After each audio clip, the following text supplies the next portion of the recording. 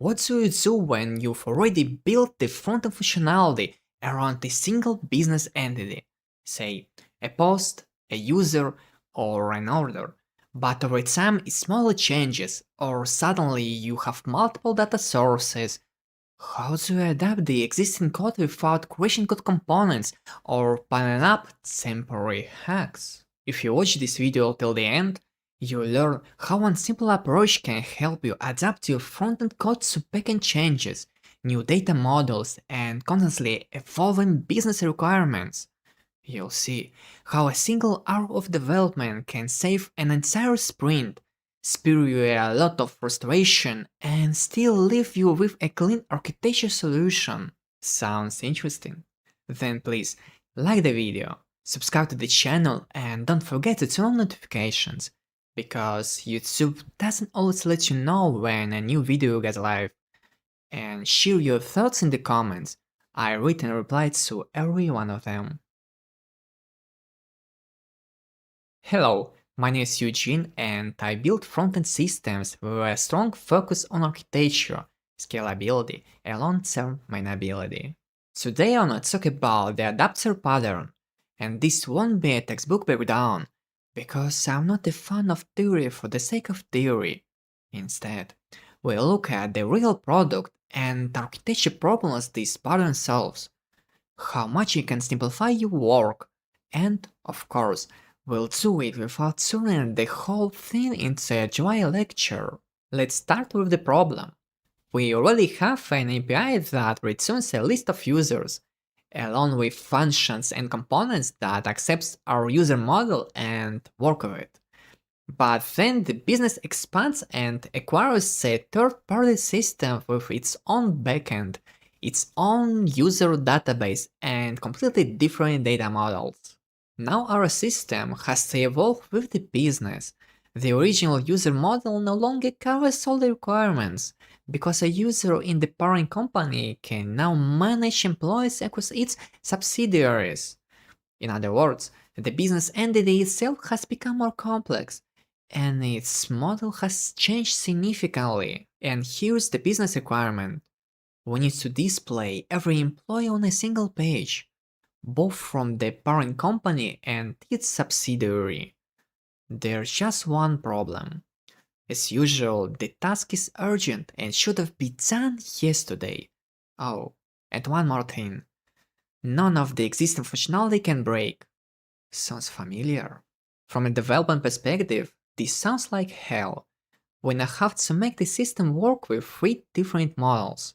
The legacy model, because the migration isn't finished and we can't lose any existing data.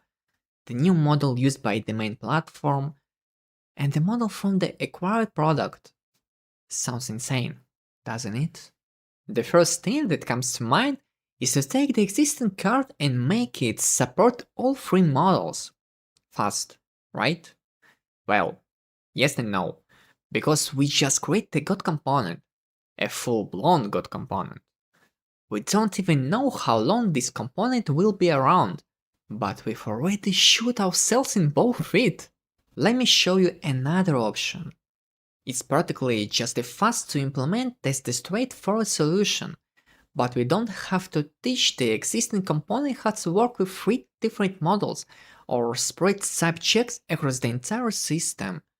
Instead, we'll add a small layer between the external APIs and our frontend code.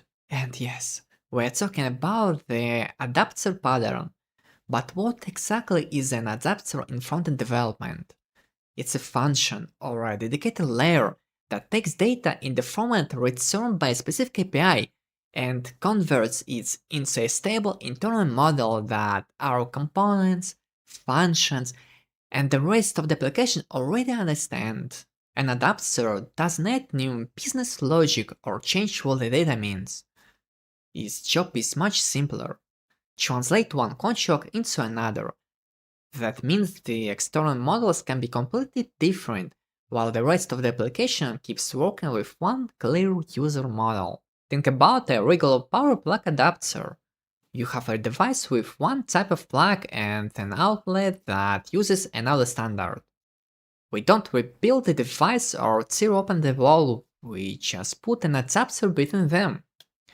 Code works the same way. The API returns data in one shape, the UI expects another, and the adapter makes them compatible. Now let's get back to our original problem.